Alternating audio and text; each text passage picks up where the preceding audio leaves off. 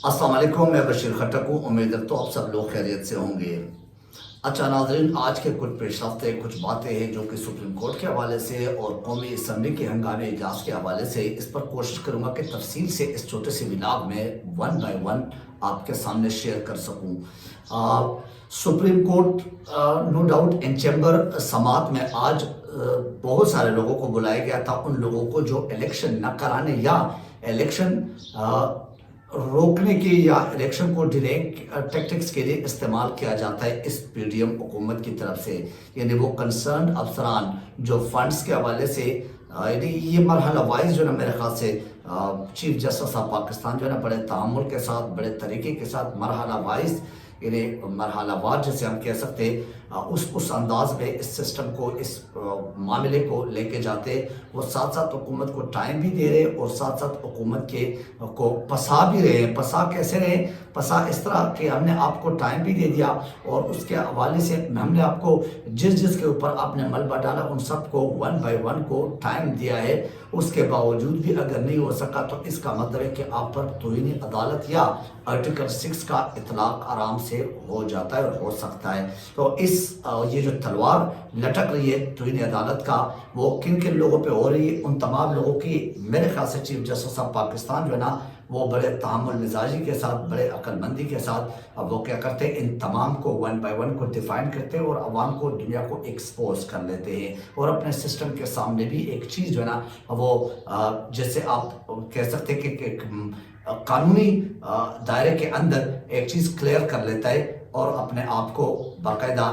कानूनी लिहाज से वो डिफाइन करके आगे चलना चाहते और चलाते इस सिस्टम को। एनीवे इसमें किस किस लोगों को बुलाया था आज जो इन चैम्बर एक समात हुई 3 रुकनी बेंच के चीफ जस्टिस उमर अता बंदियार साहब की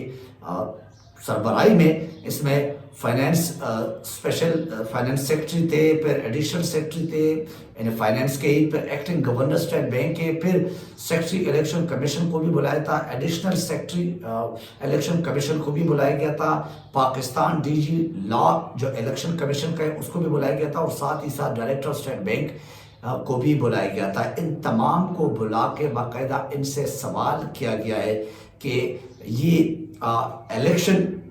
आइन के मुताबिक जो कि 90 दिन में कराना था और जिस पे हमने ऑलरेडी फैसला दिया है 3 रुकनी बेंच ने और फंड फराहम करना है इलेक्शन कमीशन को, तो आप लोग बता दीजिए। इन्हें बड़े इन्हें जैसे कह सकते हैं सख्त मिजाजी के साथ इनसे सवालात जो ना किए गए और उनको बाकायदा बताया गया। खासकर अटॉर्नी जनरल भी साथ मौजूद थे, उनसे भी पूछा गया कि क्या आप इस हुकूमत में कानून आइन से एक बाखबर शख्सियत है और आप इन अदालतों के और आइन और कानून के दायरे से ही एक निकले हुए शख्सियत है और अटॉर्नी जनरल बने हुए, क्या आप समझते हैं कि ये जो मामला चल रहा है ये आइन से तसादुम नहीं है? क्या ये आइन का इन्हिराफ नहीं है? क्या इनके ऊपर तौहीन अदालत नहीं लगता है? क्या ये आर्टिकल 6 के मुर्तकिब नहीं हुए? आपकी हुकूमत 11 तारीख का टाइम जो हमने दिया है उसके मुताबिक आप लोग तौहीन अदालत के मुर्तकिब हो चुके हैं। ये जो सियासी लोग हैं, ये जो हुकूमत में बैठे लोग हैं, वज़ीर-ए-आज़म से लेकर काबीना में जितने भी बाकी लोग इन्वॉल्व है इसमें करारदाद की दस्तखत की सूरत में या किसी भी सेंस में वो सारे आर्टिकल 6 के मुर्तकिब हो चुके हैं। ये बाकायदा chief justice of Pakistan Umar Ata बंदियार साहब ने इनको बरमला आज कह दिया अटॉर्नी जनरल को। अटॉर्नी जनरल के पास चूँकि वो उस तरह के जैसे आप कह सकते हैं कि वो एक अपने डिस्कशन बरकरार रखने के लिए फिर अपने बयानात को रिकॉर्ड कराने के लिए बयान था ही नहीं, तो वो किस चीज़ को यानी कौन से दलाइल के साथ वो अपना बयान जारी रखता। पर उसने ये बहाना करके आय बाय शाय करके, जैसे आपको मालूम है कि अवाम को धोखा देना है, अदालतों को धोखा देना है, इदारों को धोखा देना है और इदारों को किसी न किसी तरह यानी मीन्स की अपने साथ मिला के इस पीडीएम ने इस पाकिस्तान के साथ जुल्म और ज़्यादती और जबर बरकरार रखने के एक अज़म की है। इसमें कोई शक नहीं है, ये इनके एक इंतकामी अंदाज है, इंतकामी सोच है जो कि अवाम से उस पाकिस्तान से लिया जा रहा है। इसके अलावा और हमें कुछ भी नज़र नहीं आ रहा है इनकी कोई मुखलसी। एनीवे اگر اس کے بعد آپ کو بتا دوں، سوال اصل میں یہ بنتا ہے کہ سرزنش تو ان کی ہو گئی، آج کے جتنے بھی لوگ موجود تھے، پھر حکومت کو بھی معلوم ہے کہ ہم آئین سے انحراف کر چکے اور کرتے رہے ہیں، لیکن کسی بھی عدالتی فیصلے کو آج تک اگر آپ دیکھ لیں، وہ کراچی کے بلدیاتی الیکشن کے حوالے سے دیکھ لیں، وہ اسلام آباد کے بلدیاتی الیکشن نہ کرانے کے حوالے سے آپ دیکھ لیں، پھر اس کے بعد آپ جو ہے نا وہ آٹے کی جو آٹے کی فراہمی کے حوالے سے بتایا گیا تھا لاہور ہائی کورٹ نے کہ اس میں جو ہے وہ تشہیر نہ کیا جائے، اس کو جو ہے نا یہ ایڈورٹیزمنٹ کے طور پہ یا سیاسی سکورنگ کے انداز میں نہ دیا جائے بلکہ باعزت انداز میں دیا ہے، وہ بھی اسٹل برقرار، اس پہ بھی عمل نہ کرنے کی۔ تو یہ آئین اور قانون سے ایک تصادم کا راستہ جو اختیار کیا جا چکا ہے، اس حکومت نے جو باقاعدہ طور پہ ایک اعلان کیا، یہ اعلان جنگ ہی ہے، اور ساتھ ہی اپنے ساتھ ابھی آج کے اس جو اجلاس ہوا ہے اس میں ماشاءاللہ چیف آف آرمی اسٹاف کو اور D G I S I کو بھی اپنا ڈھال بنا کے، پارلیمنٹ کو بھی اپنا ڈھال بنا کے، انہیں آئینی اداروں کو اپنے ڈھال بنا کے اور آپس میں لڑوانے کی ایک جو سازش ہے، رجیم چینج کا سازش، تو لوگ بھول گئے حقیقت میں۔ اس کے بعد آپ یہ دیکھ لیں تو یہ واقعی پاکستان کے اوپر یعنی ایک ناسور کی صورت میں مسلط ہوئے اور کیے گئے ہیں۔ لگتا تو ایسا ہی کہ واقعی ہم یرغمال بن چکے ہیں۔ میں اکثر دوسرے سے تیسرے ملاق میں یہ بات کرتا ہوں، یہ سوال کرتا ہوں، لگتا تو ایسا ہی ہے۔ اینی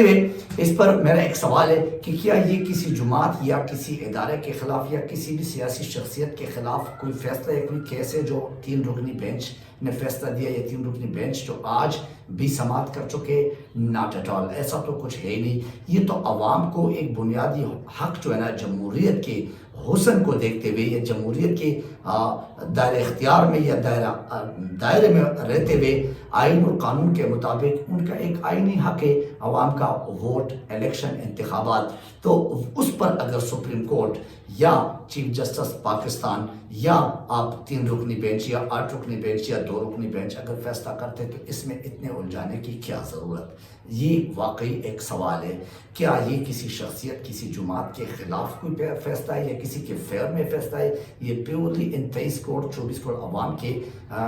حق کے حوالے سے ایک فیصلہ ہے، اور ان کے حوالے سے ایک کیس ہے جس کو میرے خیال سے یہ آئی تھنک سو یہ کسی طرح الجھا کے رکھنا چاہتے ہیں، کسی طرح اپنے ٹینیور بڑھا کے اور کسی طرح اس ملک کو مزید دلدل میں ڈالنے کی کوشش کی جا رہی ہے۔ اینی یہ تو ہر وقت اپنے پولیٹیکل سکورنگ کے چکر میں، تو حقیقت میں پولیٹیکل معاملہ نہ ہے، نہ تھا اور نہ رہے گا۔ تاریخ میں یہ اس قسم کے الفاظ میں لکھا جائے گا۔ اس کے بعد اگر میں آپ کو بتاؤں، عوام کو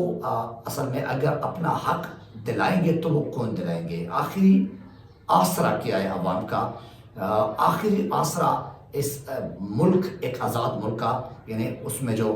خود مختاری کا ایک حق ہے، وہ کس سے کیا جائے؟ عدل و انصاف کس سے مانگا جائے؟ ایٹ دی اینڈ آپ نے کورٹس میں بھی سپریم کورٹ سب سے آخری ایک آسرا ہوتا ہے، آخری ایک ٹارگٹ ہوتا ہے، آخری ہی ایک جسے آپ کہہ سکتے کہ انتظار گاہ ہوتا ہے، جس میں ہم انتظار کرتے ہیں کہ شاید آج ابھی اس وقت پر اس جگہ سے کوئی عدل انصاف کا ہمیں ایک وہ مل جائے، ایک تکیہ مل جائے اور ایک جینے کا ایک آسرا مل جائے۔ اب عوام کو سوچنا چاہیے، عوام سوچئے کہ کیا یہ ٹولہ اور قومی اسمبلی یا پارلیمان میں جو بیٹھے ہوئے لوگ ہیں، یہ ہمارے اس پاکستان کے لیے یا پاکستان کے آئین و قانون کے لیے یا پاکستان کے عوام کے لیے، ہمارے لیے، ہمارے اولادوں کے لیے مخلص ہو سکتے اور مخلص ہیں اس وقت جو یہ ٹوپی ڈرامے کر رہے ہیں؟ ناٹ ایٹ آل، ایسا بالکل ہی نہیں ہے۔ کیا یہ ہمیں، ہمارے اولادوں کو اپنے حقوق جو ہمارے بیسکس نیڈز ہے، بیسک رائٹس ہے، کیا وہ دینے کے لیے تیار ہے؟ اس قسم کے مائنڈ سیٹ ہے؟ ناٹ ایٹ آل، کبھی نہیں ہو سکتا۔ بہرحال اس کے بعد میں آتا ہوں قومی اسمبلی کے اجلاس جو کہ 26 اپریل کو ہونا تھا، لیکن آج جو ہے وہ ایک ہنگامی اجلاس کا، ان کیمرہ اجلاس کا نام دیکھیں، کیونکہ ان چیمبر کے مقابلے میں انہوں نے ان کیمرہ کا اجلاس، وہ بھی آج ان چیمبر اجلاس کے سماعت کے بعد اناؤنس کیا ہے ایک ہنگامی اجلاس کا نام دے کر کہ ان کیمرہ اجلاس ہوگا، اس میں غیر متعلقہ اشخاص نہیں ہوں گے، اس میں کسی قسم کے کوئی میڈیا شیجا نہیں ہوں گے، کیونکہ وہاں پہ میرے خیال سے کوئی بڑا منصوبہ تیار ہو رہا تھا، شاید کشمیر کو آزاد کرانے کے لیے کوئی ایسا خاص منصوبہ، خاص طریقہ کار، خاص ڈسکشن ہو رہی تھی اور وہ طریقہ کار ڈسکس ہو رہا تھا، یا شاید فلسطین کو اسرائیل سے آزاد کرنے کا کوئی ایسا منصوبہ، بڑا منصوبہ ڈسکس ہو رہا تھا، اس پر کوئی کام ہو رہا تھا، اس پر کوئی جو نا خاص پلاننگ ہو رہی تھی، وہ شاید ہو رہا تھا۔ اسی وجہ سے ان کیمرہ اجلاس آج بلایا گیا، جس میں آرمی چیف صاحب کو بھی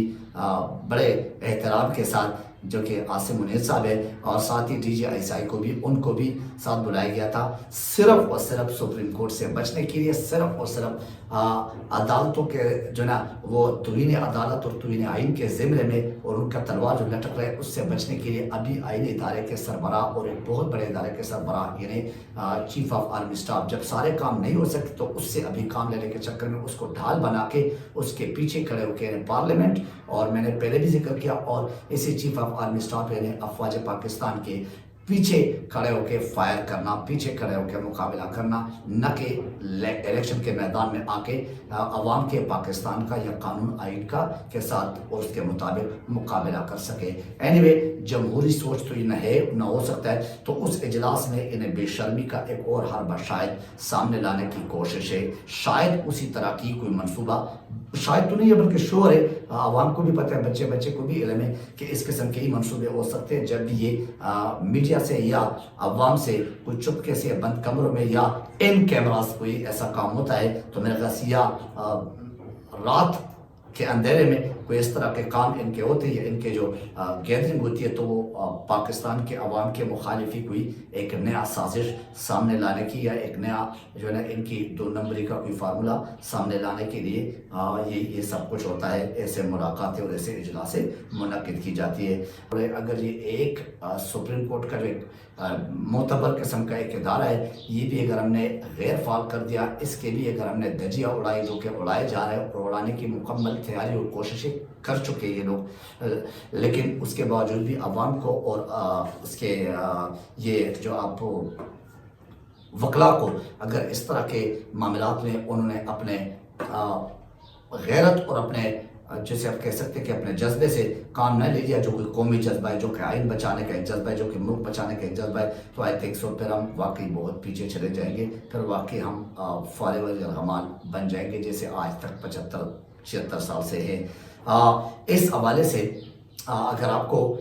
مزید یہ بتا دوں کہ اب مجھے تو لگتا ہے کہ سول نافرمانی کے ابتدا یہ کر چکے، شیخ رشید صاحب نے بھی اندیا ایک اشارہ دے چکے کہ حکومت اور پی ڈی ایم حکومت جو ابھی اس وقت ناصور ہے ہمارے اوپر نازل فرمائیں، تو یہ انہوں نے تو اپنا ایک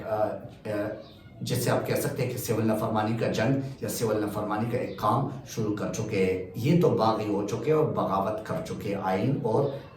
اگر اعلیٰ عدلیہ سے یہ تصادم کے ایک راستہ اختیار کر چکے تو ڈیفینیٹلی بغاوت ہی ہے، تو یہ تو بغاوت پہ اتر آئے، یہ تو سول نافرمانی کا ایک